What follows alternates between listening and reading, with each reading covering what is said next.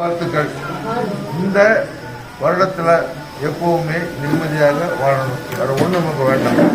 பணம் வேண்டாம், பதவி வேண்டாம், ஒன்றும் வேண்டாம். நிம்மதி மாத்திரம் இருந்தால் போதும். வாழ்க்கையில் நிம்மதியாக இருக்கலாம். அதை பொறுத்து ஒரு சிறு கவிதையை எழுதியிருக்கேன். அதை பாருங்கள்.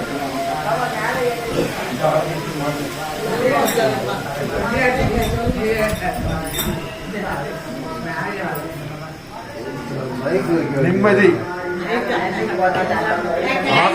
ஆகாயத்தை அண்ணாந்து தேடினேன்,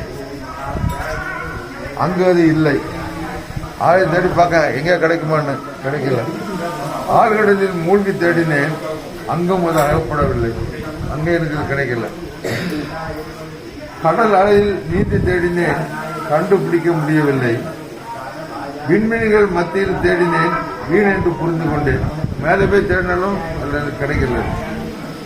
மாநகர் முழுவதும் தேடினேன், மதிக்கு எட்டவில்லை. மலையின் மீது ஏறி தேடினேன், மனதுக்கு புலன்படவில்லை. ஊரங்கும் உற்று தேடினேன், உண்மை புரியவில்லை. திருவாய் தேடினேன், தென்படவில்லை. அப்ப அதுவரையும் கிடைக்கல. கற்றோர் மத்தியில் தேடினேன். இந்த படித்தவங்க விட்டு போய் தேடினா கிடைக்கும்னு கேட்டால், கற்றோர் மத்தியில் தேடினேன், கண்டுகொள்ள முடியவில்லை.